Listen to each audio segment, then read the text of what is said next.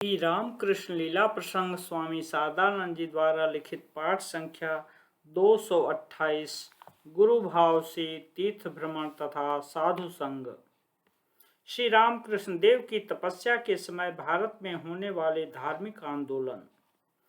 अनुराग की तीव्र प्रेरणा से ईश्वर प्राप्ति के निमित्त श्री रामकृष्ण देव जिस समय सतत 12 वर्ष तक कठोर तपस्या में संलग्न थे तथा उनके भीतर गुरुभाव का अदृष्टपूर्व विकास हो रहा था, उस समय उत्तर भारत के अनेक स्थानों पर धर्म का विशेष आंदोलन चल रहा था।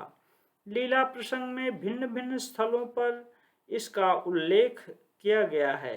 कलकत्ता एवं उसके समीपवर्ती विभिन्न स्थानों में हरिसभाएं तथा ब्राह्मण समाज का आंदोलन, उत्तर पश्चिमांचल तथा पंजाब में स्वामी दयानंद सरस्वती के वेद धर्म का आंदोलन जो बाद में आर्य समाज में परिणत हुआ, बंगाल में विशुद्ध वैदांतिक भाव कर्ता भजा संप्रदाय तथा राधा स्वामी मत एवं गुजरात में नारायण स्वामी मत, इस तरह विभिन्न स्थानों में विभिन्न प्रकार के धर्म मत की उत्पत्ति तथा आंदोलन लगभग उसी समय उपस्थित हुए थे। उन आंदोलनों का विस्तृत विवेचन हमारा ध्येय नहीं है। केवल कलकत्ते के कोलूटोला मोहल्ले में एक हरिसभा में श्री रामकृष्ण देव को लेकर जो घटना घटी थी, यहाँ पर हम उसी का वर्णन करेंगे। श्री रामकृष्ण देव का कोलूटोला की हरिसभा में उपस्थित होना। आमंत्रित होकर श्री रामकृष्ण देव एक दिन उस हरिसभा में गए थे। उनके भांजे हृदयराम उनके साथ थे। किसी किसी का कथन है कि पंडित वैष्णव चरण, जिनकी चर्चा हमने इससे पूर्व की है, उस दिन श्रीमद् भागवत की कथा कहने के लिए वहां पर विद्यमान थे एवं उनके मुख से श्रीमद् भागवत सुनने के निमित्त ही श्री रामकृष्ण देव वहां गए थे। किंतु यह बात हमने श्री रामकृष्ण देव के श्रीमुख से सुनी हो, ऐसा हमें स्मरण नहीं हो रहा है। अस्तु, श्री रामकृष्ण देव जब वहां उपस्थित हुए तब श्रीमद् भागवत की कथा हो रही थी तथा समुपस्थित सभी व्यक्ति तन्मय हो श्रवण कर रहे थे। यह देखकर श्री रामकृष्ण देव भी श्रोताओं के बीच एक जगह जाकर बैठ गए और कथा सुनने लगे। उक्त सभा में श्रीमद् भागवत की कथा। कोलूटोला हरिसभा के सदस्य अपने को महाप्रभु श्री चैतन्य देव के पूर्णतया श्री चरणाश्रित समझते थे तथा सदा इस बात का ध्यान बनाए रखने के निमित्त एक आसन बिछाकर उस पर महाप्रभु के आविर्भाव की कल्पना कर वे आसन के सम्मुख पूजन पाठ इत्यादि की सामग्री रखकर समस्त अनुष्ठानों को किया करते थे। महाप्रभु चैतन्य का आसन कहकर उसका निर्देश किया जाता था। सभी भक्तिपूर्वक उसके सामने प्रणाम करते थे तथा उस पर किसी को भी बैठने नहीं देते थे। अन्य दिनों की तरह उस दिन भी पुष्पमालाओं से सुसज्जित उस आसन के सम्मुख श्रीमद् भागवत की कथा हो रही थी। श्री महाप्रभु को ही हरि कथा सुना रहे हैं, इस भावना से कथावाचक महोदय कथा कह रहे थे एवं श्रोतागण भी यह सोचकर कि उन्हीं के दिव्य आविर्भाव के समक्ष बैठकर हरि कथामृत पान कर धन्य हो रहे हैं, उल्लसित हो रहे थे। यह कहना अनावश्यक है कि श्री रामकृष्ण देव के आगमन से श्रोता तथा वक्ता दोनों का उल्लास तथा भक्तिभाव 100 गुना सजीव हो उठा था। श्री रामकृष्ण देव द्वारा महाप्रभु चैतन्य का आसन ग्रहण करना।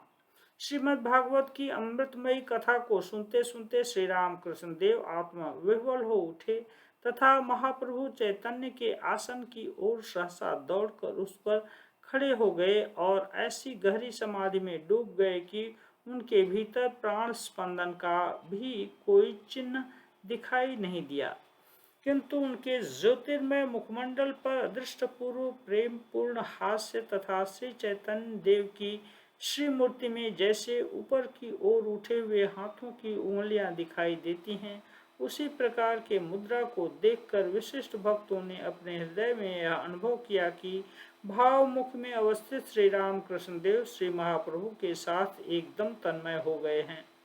स्थूल दृष्टि से उनके शरीर तथा मन के साथ भगवान श्री चैतन्य देव के शरीर मन का देश काल तथा अन्यान्य विषयों में जो महान व्यवधान विद्यमान है, भावमुख की उच्च भूमि पर अधिष्ठित हो उस समय वे उसका कुछ भी अनुभव नहीं कर पा रहे हैं।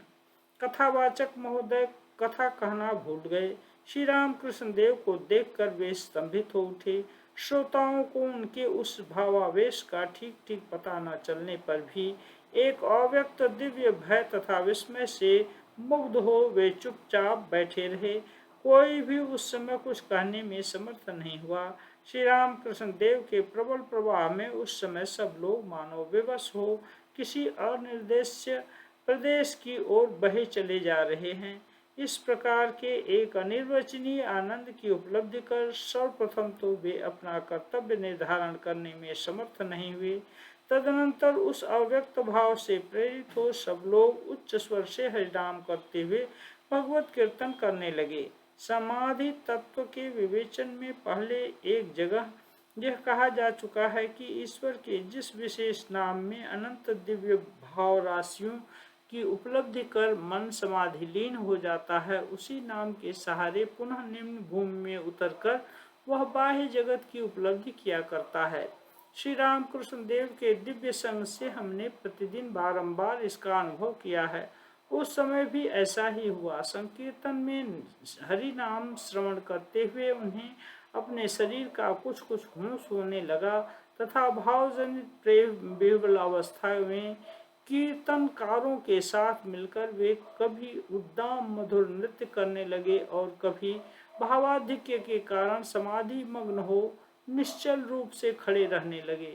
उनके इस प्रकार के आचरण से जो लोग वहां उपस्थित थे उनमें भी एक विशेष उत्साह का संचार हुआ एवं उसके फलस्वरूप सब लोग कीर्तन करते हुए उन्मत्त हो उठे। उस समय श्री रामकृष्ण देव द्वारा महाप्रभु चैतन्य के आसन पर अधिकार करना उचित या अनुचित हुआ, यह विचारने का अवसर ही किसे था। इस प्रकार बहुत देर तक श्रीहरि तथा श्री महाप्रभु की गुणावलियों के कीर्तन के बाद सब ने जय जयकार करने के पश्चात उस दिन के दिव्य अभिनय को समाप्त किया एवं श्री रामकृष्ण देव भी कुछ देर बाद दक्षिणेश्वर लौट आए।